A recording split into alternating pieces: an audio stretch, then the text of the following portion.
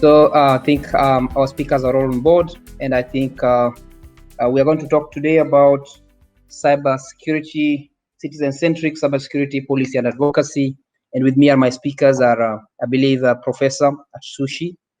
I have also Miss Karimi Ruria and Stella Magana as well. And of course, Miss Aida Nganga, I think she has sent her apologies. So before I do much, I just want to introduce my speakers to say, to introduce themselves. Take first 3 minutes, introduce yourself to our audience so that we can embark on the topic. Go ahead, Prof. But my name is Atsushi Yamanaka. Currently I'm a chief advisor of Rwanda's JICA ICT Innovation Ecosystem Project, which is basically to support Rwanda's to strengthen their ICT innovation ecosystem. And also I'm a professor at the Kobe Institute of Computing Graduate School, where we actually have quite many African students who are studying ICT for development. I myself actually been pursuing ICT for development for about 25 years, including different international organizations, notably the United Nations organization like UNDP and WHO. And about 10 years ago, I really started focusing in Africa, and then I'm quite excited to be part of this forum to talk about some of the innovation aspect, and then if Africa could be a next innovation continent or not. Thank you. Okay, so I think next I will introduce, of course, I think Stella there. Stella, go ahead, just introduce yourself. Hi, everyone. I'm Stella Magana, in charge of consulting services and cybersecurity at SheHacks. I've had a good time at this forum, and I look forward to talk to you about the perspective of women thus far in Kenya in cybersecurity. Thank you. Okay, thank you so much. Ladies and gentlemen, today the section of the topic we're going to talk about is citizen-centric cybersecurity, legal policy and advocacy. And we have wonderful speakers that will start, of course, at time, and I'm sure we'll land with a wonderful conversation. Without going much into detail, I think I will maybe want to start with you, Stella. I know you do a lot of work with regards to women in cybersecurity. Yeah. And that's an area where you're passionate about. So before I even go further, I will just let you maybe make your small submission of around 5 minutes, and what exactly does your work entail, and what exactly does your work add into the advocacy in cybersecurity and advocacy. So just go ahead. The floor is yours. Okay. Thank you very much. Okay, so I'll just go ahead directly and just introduce the company, the community. It's called SheHacks Kenya, founded in 2016 by Eve Kilel and Laura Tich. We have done so much work with women, but you can be sure men have been joining us. It's not strictly for women, but it's meant for women. So I'll go ahead and try and show and to paint, first of all, the whole picture thus far in terms of opportunities out there for women. Are my slides moving? Yes. So in 2014, we had 1 million job openings, 1 million opportunities, and it has been predicted by 2021, it shall be 3.1 million job openings. However, due to the COVID-19 pandemic, and most companies were moving their workforce to working remotely, there have been an increase of incidences by 23%, and that translates to so many more, demand for personnel in cybersecurity. So we can see the landscape, it's ripe, it's ready. And I'll dive directly into what we have done as SheHacks thus far since 2016. So the perspective here is that we're not trying to compete with men in that, women are better in cybersecurity, or that's not the narrative we're trying to bring about. What we're trying to say is that we need each other. I'd like to give an analogy like what April did in her presentation yesterday. She talked about Babylon, and I just want to do a simple illustration.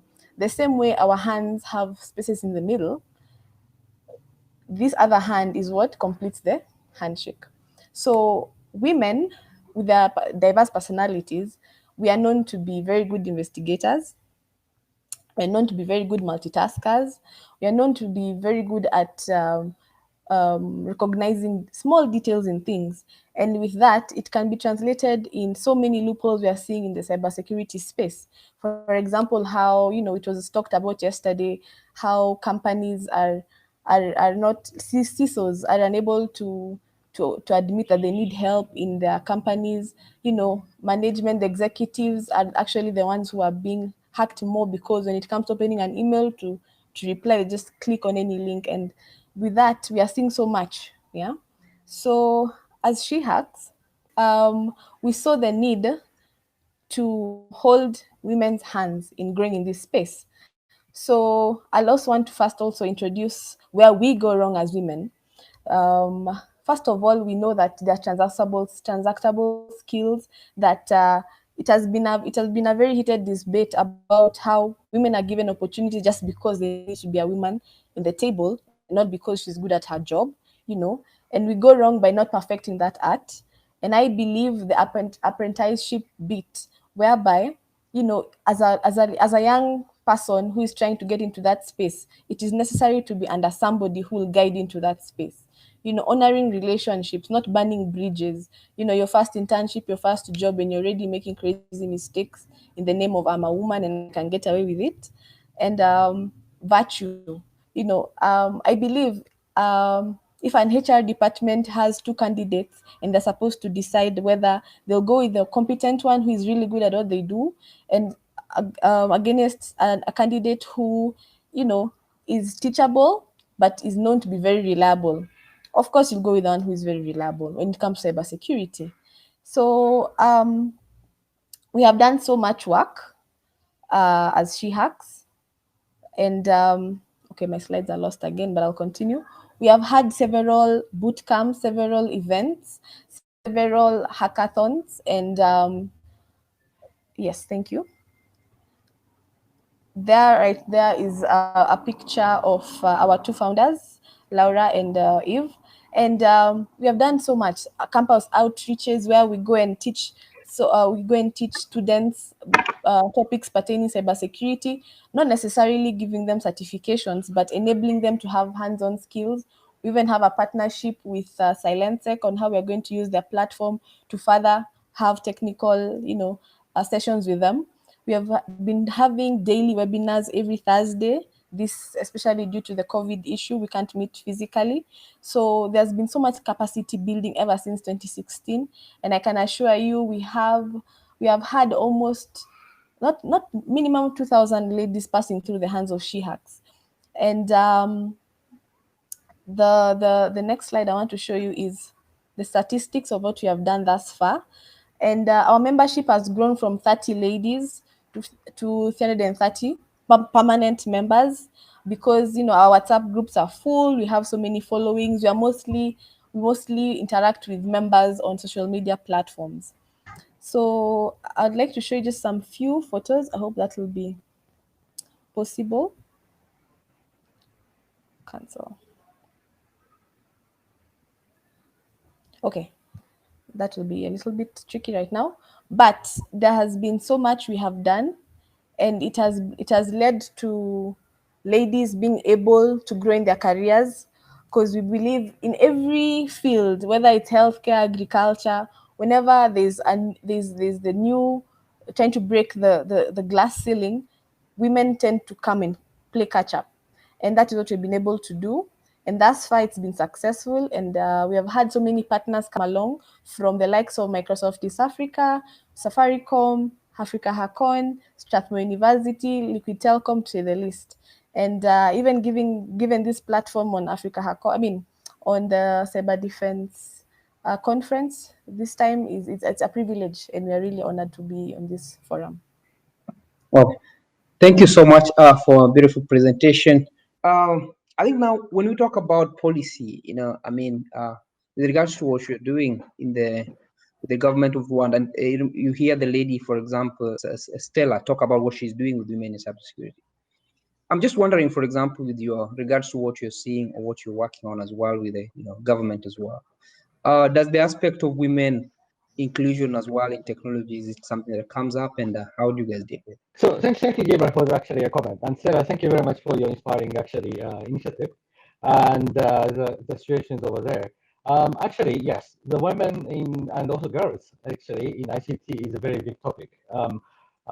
Some of you may know, actually, Rwanda actually has the highest number of women parliamentarians in the world. Actually, so it's more than 50, I think more than 58 or 60% of it actually parliamentarians are women, and that is actually highest in the world. And President Kagame really pushes for women's actually entrance into different parts of socioeconomic development. Most notably, actually, ICTs. We actually have a very strong program in terms of trying to actually bring in more actually girls actually into the ICT sectors. Different donors actually have a different actually initiative to support that as well. But really, I think. Hello, Prof. There's a problem with your sound. It's breaking. There's a problem with your sound. The entrance into the ICT sector, Hello, Prof. ICT curriculum is actually higher than men in Rwanda right now. Hello, so Prof. there is actually concerted actually effort to make sure that the girls actually participate into the tech sectors, STEM sectors as well. So I really think that Rwanda could be one of the example in that. But also, I really think as a developmental practitioner, I think that having a woman actually on board is critical because it actually produces development efficiencies and effectiveness as well. And they're like I have lots of actually friends actually who are very, very good coder. So I really think if I can wrap it up like that, yes, there is actually a concerted effort in Rwanda to actually have policies, and that I think it's holds true for many African countries as well. Okay, so is Ms. Karimi with us now? I'm on. So my name is Karimi Ruria. So firstly, I am an advocate of the High Court of Kenya for about 17 years and a member of the Law Society of Kenya. I am also a member of the Law Society of Kenya Committee on ICT and Intellectual Property. So this is a very important area of law, and this committee has been set up to advance both IP and ICT as areas of law within the country. And so this is a very important area of law within the Law Society of Kenya. And aside from that, I have extensive experience in law and policy, and specifically in areas of tech policy, competition law, consumer protection, legislative drafting, government relations, stakeholder engagement, and risk and compliance. So within Safaricom, I work within Safaricom, where I have been leading and have been the public policy lead for Safaricom for about 8 years now. So that's who I am. And I'm honored and privileged to be part of this discussion this afternoon. Thank you, Madam Karimi or Ms. Karimi for that. But because you're not available, maybe what exactly is your take? Because I've given Prof the issue of women inclusion in the technology space. What is your take from the legal perspective? The legal perspective. That, inclusion what of, exactly you say? Yeah, do we need to have some regulation? Because, for example, in Rwanda, what Prof was saying is that in Rwanda, for example, you have 50% of women, for example, legislatures are women, right? Yes. So we're saying maybe, is it time, because we know for sure women are not quite well represented in the technology space, mostly in Africa. Maybe is it time for us to say, hey, maybe we need to put in some legislation? What do you think? What's your take? Well, it's I think a double-edged sword as far as inclusion of women is concerned. But from a more national perspective, if I look at it from a Kenyan perspective, we have quite a good representation of women within both the law and the tech space. As we speak, our law society has recently been constituted, and the majority council members are actually women. So I think we're about 70% of them are actually women. So to that extent, sometimes it happens organically.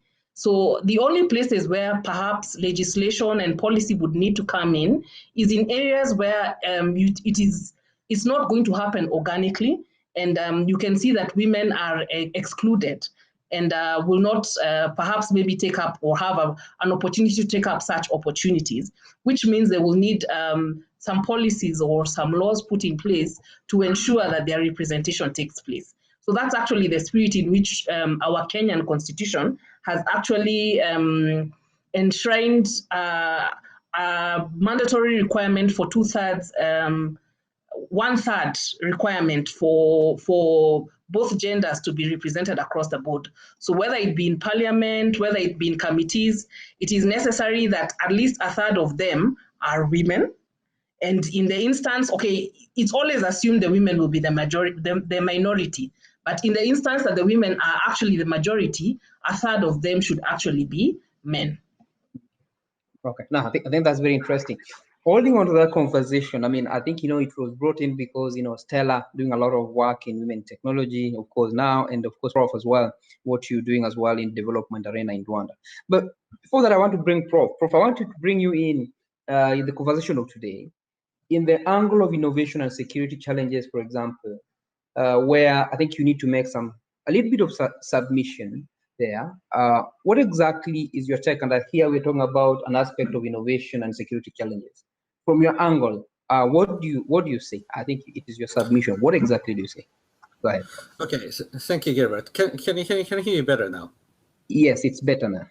Okay, it's better. Okay, sorry about the echo. I was hearing actually the headphone was working fine.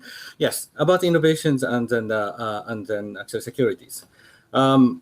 I want to actually bring in why innovations. Africa actually is heading towards the next innovation land basically, or the continent. I can attest to the fact that because especially in the ICT areas, there's a lot of actually infrastructure is developing, a lot of services are developing, and there's many aspects of actually innovations actually happening in Africa and continent in general. I would actually attribute that to the needs actually are there. When you actually talk to a lot of the ICT people in the so-called developed countries, what they say is they don't really see the actual needs in the countries. But when they come to Africa, they really see a lot of needs. And then when you actually have the needs, that actually attributes to the innovations actually happening. Yeah. So I think that, yes. I think you're looking for your presentation. Just hold on, yes. I bring it to you. Okay. I think, okay, just, can you see this slide? Just move to next on your side where they're presenters. Yeah. Just move to next. Thank you. You have all right, thank you. Okay, cool. Okay, thank you very much. So these are the remarks I would like to make, basically. So basically, if Africa becomes the next leader for the innovation, and also that what are the potential challenges for the becoming an innovation continent, and what are the security challenges related to that. That's basically the gist of my presentations, which I like to say. Now, so this is a little bit about my my organizations. I'm currently supported by Japan International Cooperation Agency, which is basically arm of developmental arm of Japanese government. And Rwanda is one of the few countries where they actually have so-called innovation titles within the project. But the JICA is really looking forward for the digital transformation nowadays. And there's actually a great initiatives in Kenya with capacity buildings. But many other African countries actually, JICA is interested in providing different kind of support and initiatives with other African countries. And also another hat that I'm wearing is a Kobe Institute of Computing of Graduate Schools. Basically, this is the schools for learning about ICT for development and then becoming a ICT practitioner. This is really the only country only basically school in Japan which is really focusing on that area. And we have actually a lot of actually African students, which who are really a pleasure to teach us. So going back to the Africa as innovation continent. So when I say when I actually start mentioning about this, Africa is full of needs. Full of needs equal to full of solutions. So this is something I think Africa is really something which can bring it out. And there's a lot of new innovations and services actually coming out from the continent.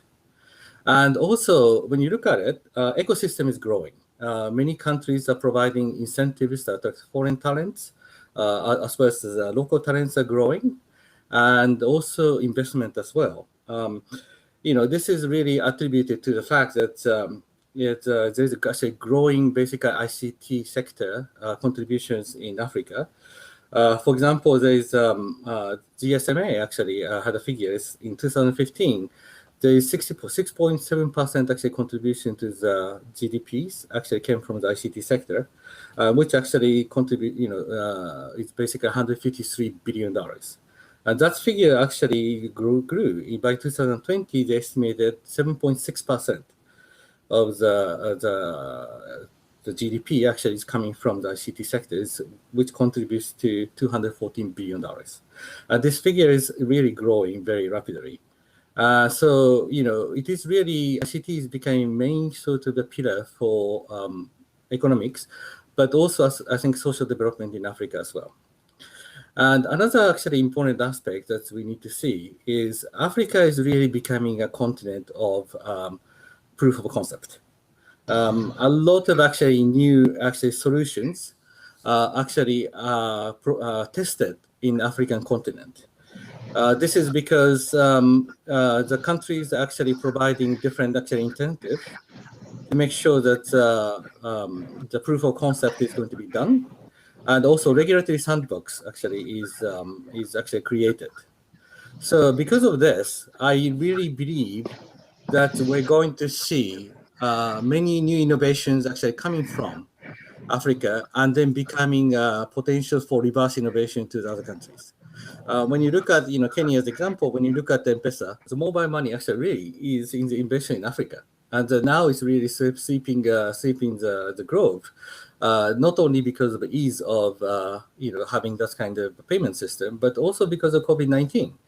It's a cashless and basically contactless payment is really what is needed. But the needs actually came from Kenya, where they actually had to pay for the microfinance, right? And that's how it really grew into it. So I really think this reverse innovation potential is going to be huge. And then that's where I think we should really strive for it. Now, when you look at it, yes, there are actually a lot of challenges, to make sure that a continent became the innovation capital or innovation continent. Infrastructure, yes. Even though we see about,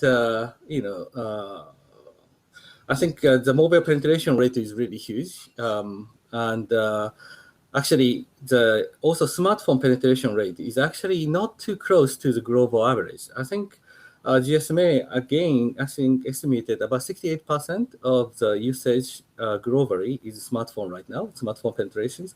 And African continent, I think by 2020, reached 57%. So it's not far behind. And then when you talk to people, what is the next thing they want to buy is basically a smartphone.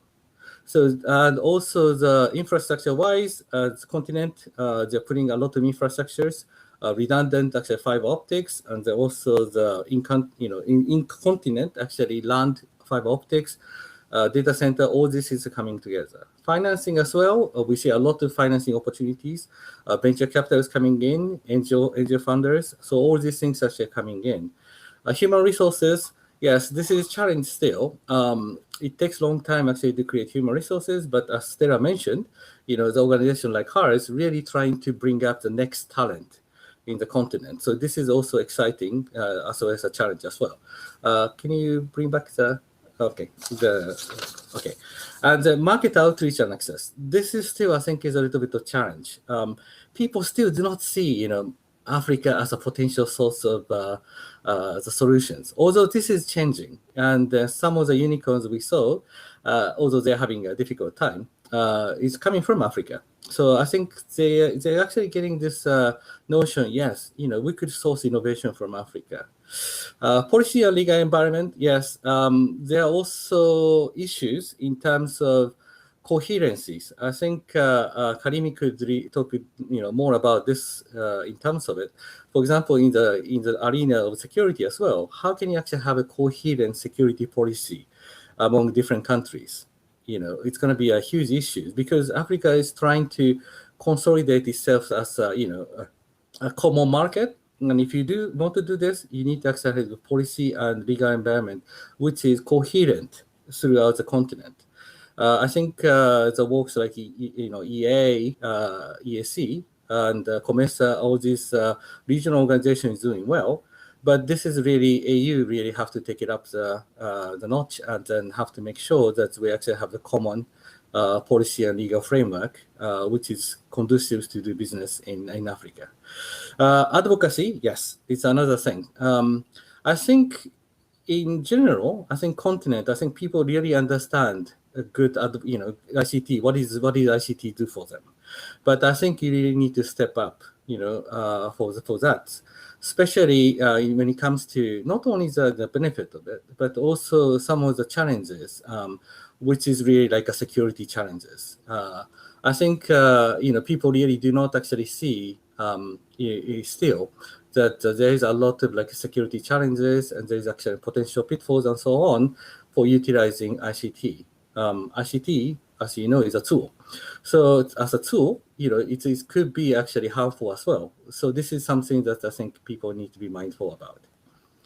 Now, so I will go quickly to, so what are the security related challenges, I think, in terms of becoming, Africa as the next continent of innovation. Now, I think there's a physical and political securities. People talk about cyber securities, but it actually also has to think about the physical security as well. When you really think about infrastructure, it's if you cut the fiber optical cable, and I can attest to the fact because I live in Rwanda, which is actually landlocked. If someone cuts fiber optical cables in Uganda or in Tanzania, we're out of luck because we cannot actually go and fix them. In Tanzania, we have to ask them, can you actually fix them? We know exactly where they get cut. Sometimes these fiber optical cables are actually used for the, hanging of the clothes, the washing clothes. But that's really a physical infrastructure. It's a critical national, critical actually infrastructures that need to be protected.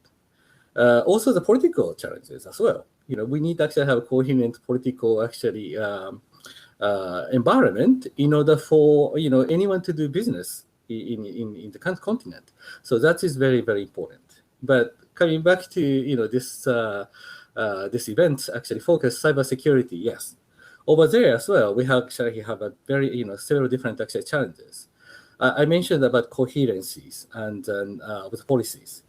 Policy and legal frameworks I think is quite important, especially when you're actually trying to create solutions which is not only tailor-made for your countries, but also to Africa and then global. They need to comply with several different actually cybersecurity measures, but as well as like individual data protections. And I understand that in many countries in Africa that this is really a hot topic, and they actually formulating policies on that. Including Rwanda, actually, they just formulated the draft policy on the privacies and the individual data security, which is an amendment, which is actually going through to the parliament. But it's really, this actually needs to be coherent throughout the continent and also compatible to some of the, the global standards like GDPR in the EU. Without that, I think it's very difficult for you to sell your solutions, services and products to the other countries. So that is really a challenge I think we see. Infrastructures, yes, especially the cybersecurity infrastructures. I think CERT and the CSERT and all the other things are actually coming together, but I don't think it's enough. Also, some of the infrastructures, which makes the core basically transaction capabilities like PKIs and other actually infrastructures have to be actually created, have to be more robust, but also have to actually have again, coming back to this interoperabilities as well. I happened to actually be able to do some facilitations when you actually have a cybersecurity conference in Rwanda. And one of the topics that we actually had was, how can you actually have the common sort of recognitions of the PKIs among the different countries in EAC? So these things are really, pertinent. If you don't actually have that, you cannot actually have smooth transactions of, services and products. Data protection, this is another thing. I don't go into it well because I think this topic has been talked so much in depth within this forum, but data protection is one area which needs to be really thought through. And also another thing I want to mention here is a lot of countries now ask you to keep your citizens' information, the data in your country. But is that conducive or not? I think this is a question that needs to be discussed further. Of course, in order to keep the privacies and the security of the countries, like you really want to actually have the citizen data to be safe. But at the same time, there's actually growing reliance on the cloud-based services. Now, you need to balance this. I think we need to balance these things out. Creating a cloud-based service in your own country may be too expensive. So how can you actually balance these things, within the context of data security? I think this is another thing. Personal information privacies, yes, this is things. Even though we are the proof of concept continent, but we need to make sure this personal and information privacy actually has to be well, protected. We are not just here for, the continent is not here to entertain the, some of the services that they cannot try it in the developed countries. We really need to make sure that, of course, they can try it out. It's exciting to actually have the new services and innovations, but also you have to be mindful about personal information, privacy protections, and also financial transactions, including, like how if you try something new in the continent, we have to make sure that financial transaction is also secure. I was jokingly saying, like, if like one Kenyan shillings from all the account in M-Pesas actually get sort of hacked, so you actually makes much more money probably than like all the banks in Kenya combined. So that's kind of financial transactions actually have to be much more durable, stable, and also the protections. Like, what if something happens to the breach of these things? I think that kind of things are still weak in the continent, and we really need to make sure that we be mindful about that. Okay, so thank you very much, Asante sana. Thanks, Prof. I mean, you've touched on a lot of things, and before I even go further, I believe that Ms. Karimi was listening, and I hope I can get her. Maybe I just want to come to you because I know you are in the legal profession. Prof is talking about quite interesting things, and I believe you also, first and foremost, what you from Safaricom. So Safaricom is a critical national infrastructure with, you guys are working on connectivity issues. But there's one thing Prof has touched on, which is with regards to data localization. The data localization aspect, where we are seeing now regulations like, okay, now can we now ensure that the data within each and every country, for example, like Kenya, we now need to start localizing the data of our own citizens because of privacy issues. And if you look at it, for example, in the EU, for example, there's a EU GDPR. And you remember, for example, with Facebook, even themselves, they were fined in Europe because of data of European Union citizens. My question to you, Ms. Karim, is that what exactly is your understanding? And I know you are supposed to make a submission on that with regards to the legal jurisprudence in the African ecosystem as far as security and privacy is concerned. Back to you, Ms. Karim. All right, thank you. Thank you very much, Gilbert. So basically, firstly, maybe a few comments about the legal framework as far as cybersecurity is concerned. So what we need in place in each country and in each space within Africa is proper laws and proper framework, because it's one thing to have a law, but we also need the institutional framework to be able to enforce the laws that have been put in place in order to protect the online space in which we operate. So this includes, as has been touched by many other people, data protection laws. We also need a robust cybercrimes law, and we also need laws that protect e-transactions. across the board of whichever form or nature, including financial transactions. So these are things that need to be put in place in each country in which you require the kind of protection over your citizenry on the online space.